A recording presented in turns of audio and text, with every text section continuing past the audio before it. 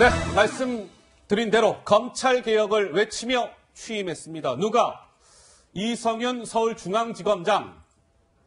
지난주 수요일이었죠. 네, 검찰에 검사장급 인사가 있었고, 검찰 대학살이다 이런 논란이 있었고, 이제 인사 명단 중에 좀 눈길이 좀 확 갔던 인물이 하나 있어요. 누구냐? 이성윤입니다. 이성윤. 법무부 검찰국장으로 있다가 지금 이제 승진했죠.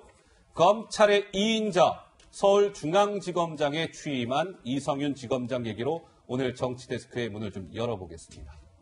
친문 진영의 인사다. 그래서 이거 조국 관련 수사가 흐지부지 되는 거 아니야? 이성윤 지검장 취임으로 인해서 이런 우려가 많았는데 하나하나 좀 짚어보겠습니다.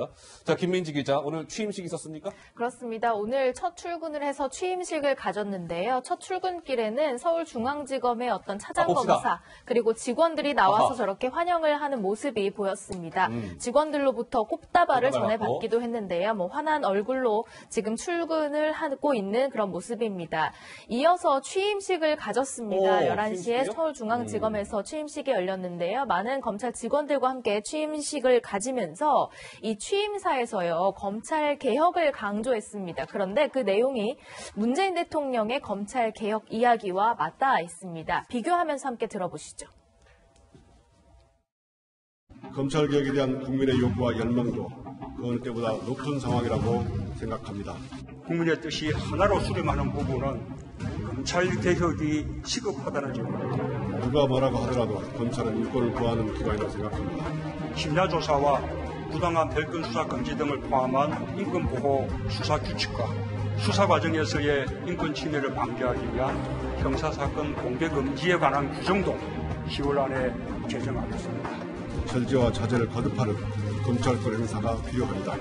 절제된 검찰권 행사를 위해 잘못된 관행을 바로잡아야 합니다.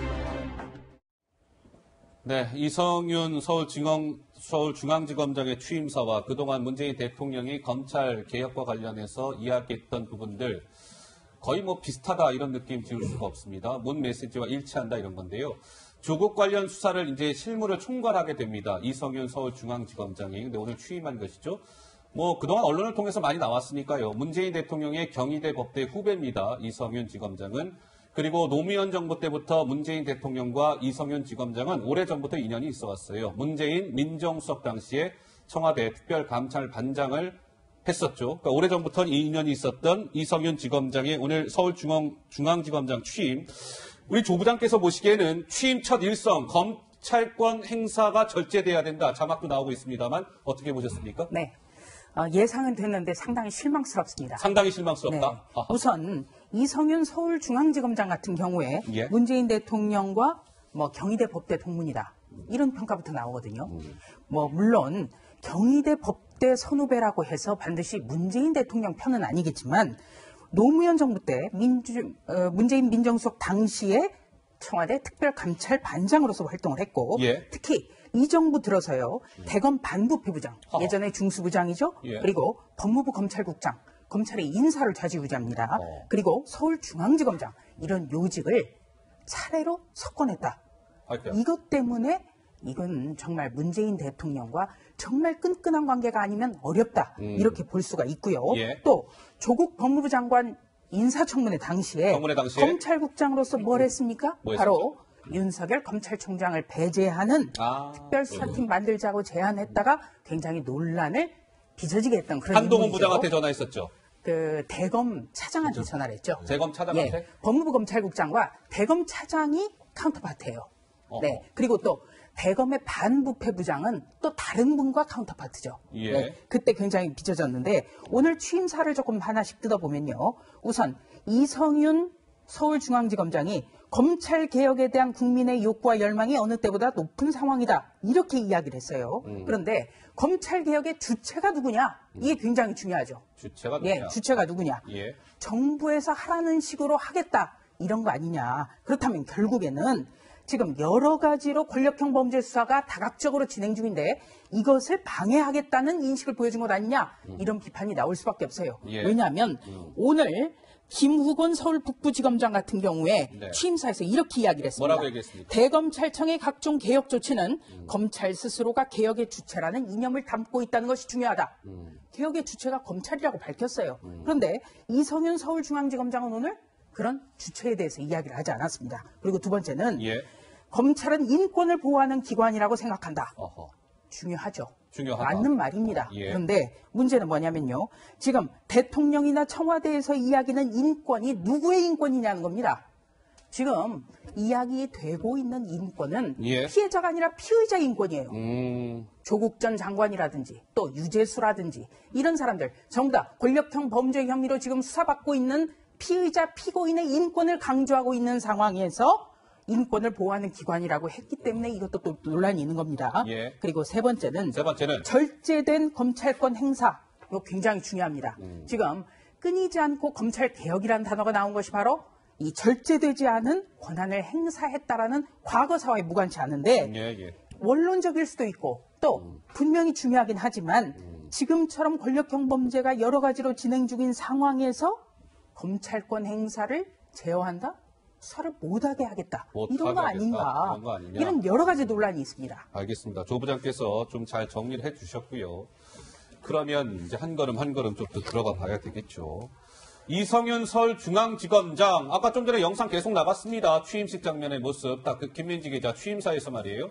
굉장히 오늘 이성윤 지검장이 또 뼈 있는 한마디를 날렸다면서요? 그렇습니다. 조금 전에는 이제 검찰 개혁을 강조한 목소리를 들으셨는데요. 이번에는 검찰 수사의 형식과 방향에 대해서도 구체적인 이야기를 했습니다. 그 목소리도 함께 들어보시면 좋을 텐데요.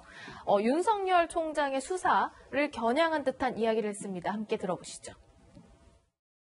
수사의 단계별 과정마다 한 번 더 생각하고 절제와 자제를 거듭하는 검찰권 행사가 필요합니다. 민생과 관련된 검찰 본연의 임무에 역량을 집중해야 합니다. 사회적 이목을 집중시키는 사건 수사가 검찰에 맡겨진 주요 임무인 것은 분명합니다. 그러나 그 과정에서 민생 범죄 등 일반 형사사건에 대한 수사 기능도 정상적으로 작동되어야 합니다.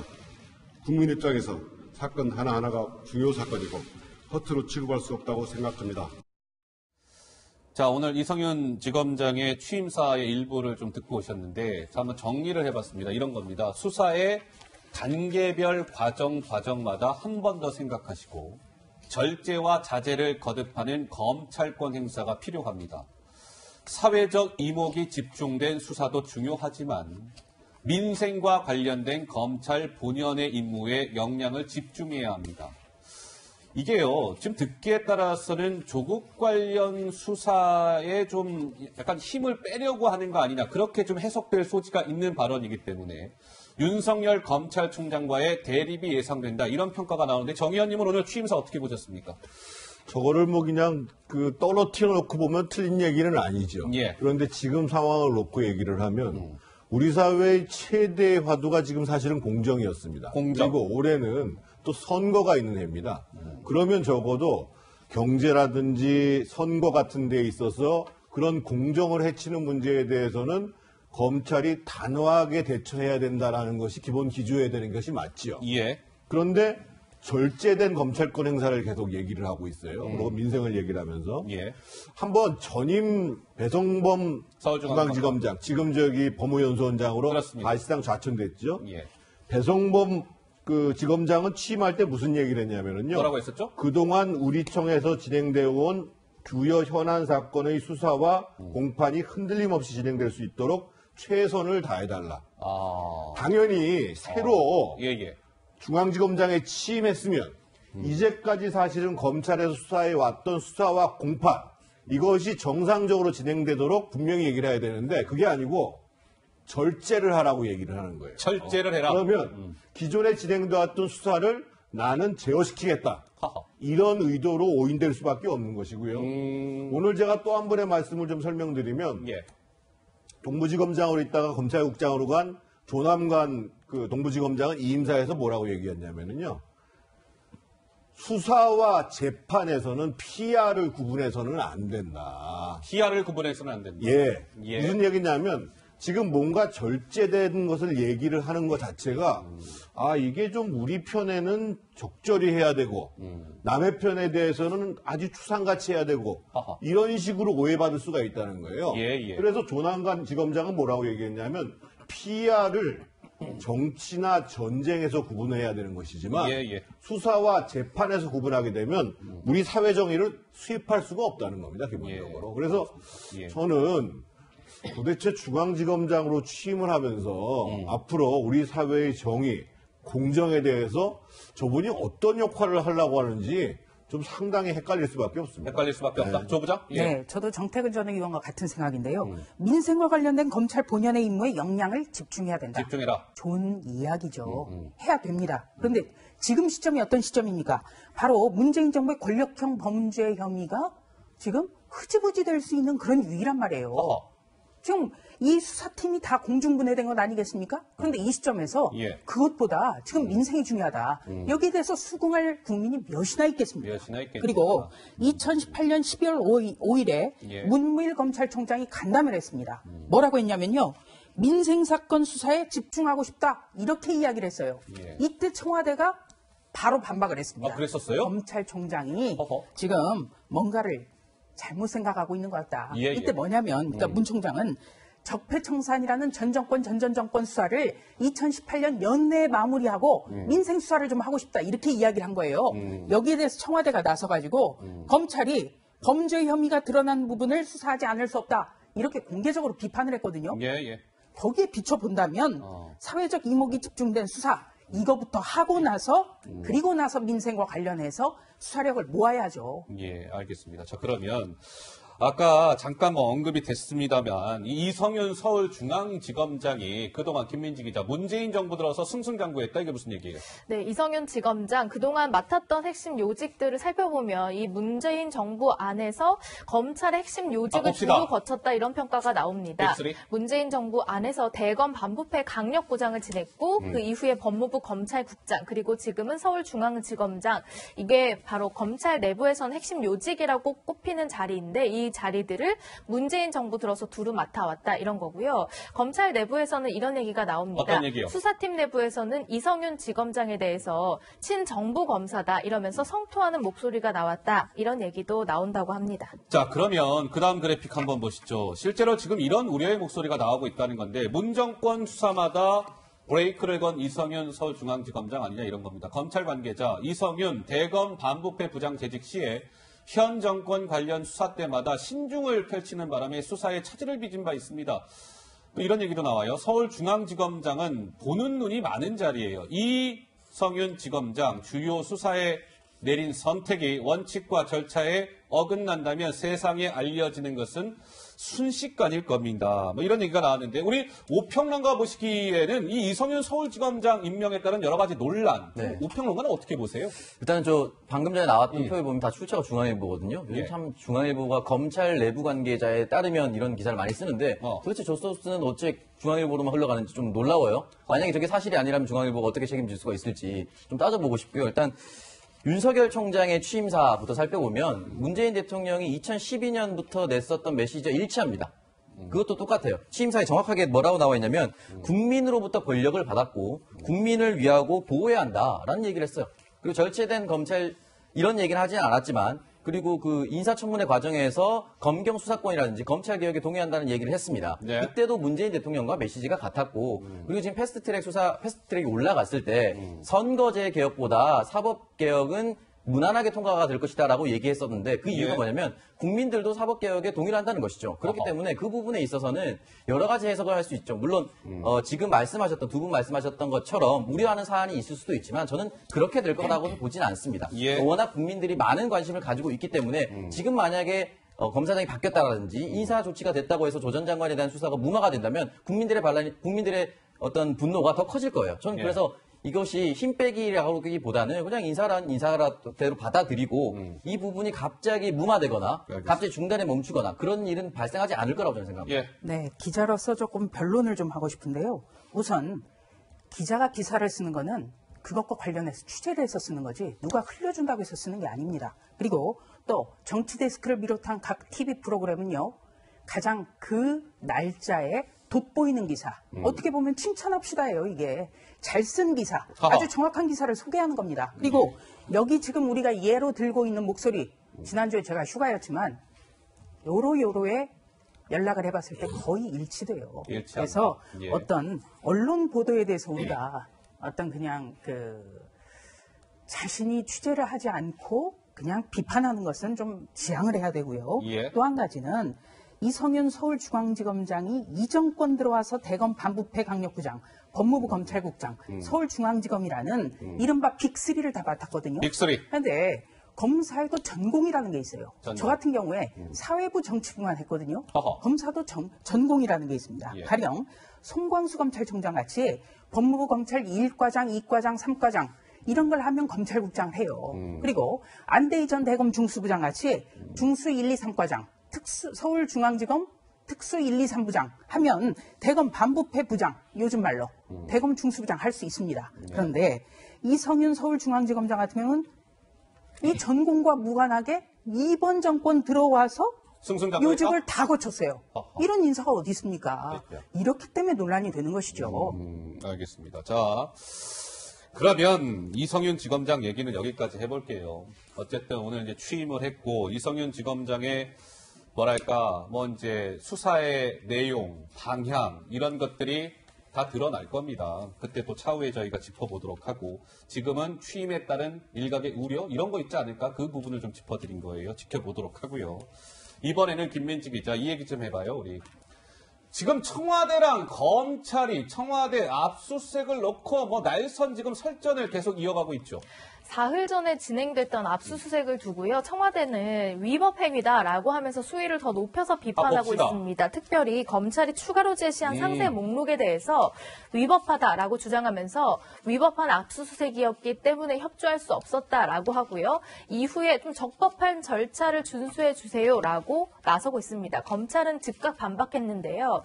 적법 절차를 준수했으니까 법원에서 영장이 나온 건 아니겠습니까? 라고 하면서 국정농단 사건 때도 같은 방법으로 자료 목록을 제시했고 그렇게 진행을 했다 이렇게 맞서고 있습니다. 예. 자, 과거에 문재인 대통령이 대통령이 되기 직전에 했던 이야기가 준비되어 있는데요.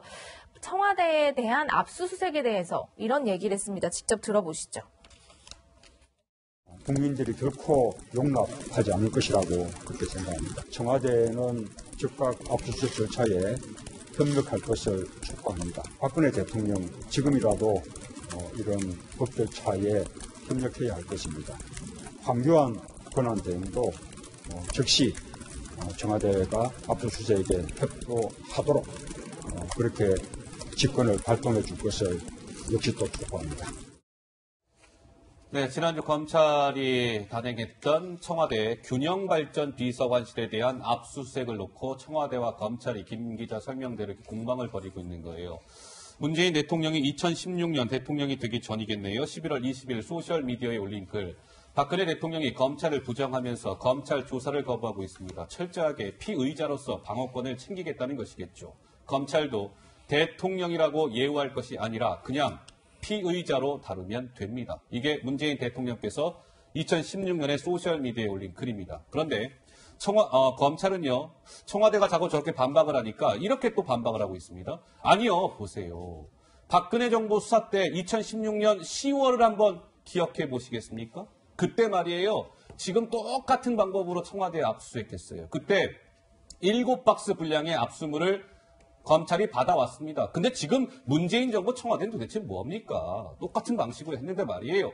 이게 이제 검찰의 설명이에요. 정 의원님은 이번 압수수색 이 공방 어떻게 보세요? 답답합니다. 도대체 청와대는 뭘 가지고 위법하다고 얘기를 하는지를 이해할 수가 없어요. 이해할 수가 없어요? 지금 청와대 압수수색은 지금 2016년 10월뿐만 아니라 그 이후에 박영수 특검 있을 때 2차례가 있었고 이 정부 들어서 2차례가 있었어요. 근데 원래 법원에서 압수수색 영장을 발부해 줄 때에는요, 강제 집행하라고 발부해 주는 거예요. 강제 집행하라고. 근데 청와대가 보안시설이기 때문에 강제로 우리가 할 수가 없는 상황 속에서 그 영장에 근거해서 이러이러한 것을 제출해 달라고 요청을 해가지고 과거에도 받아왔어요. 예. 근데 왜 이 정부만 난데없이 위법하다고 위법하다고 얘기를 하냔 말이에요. 조금 전에 우리 문재인 대통령이 민주당 상임고문할 때 뭐라고 얘기했어요? 압수수색 받으라고 얘기했잖아요. 예.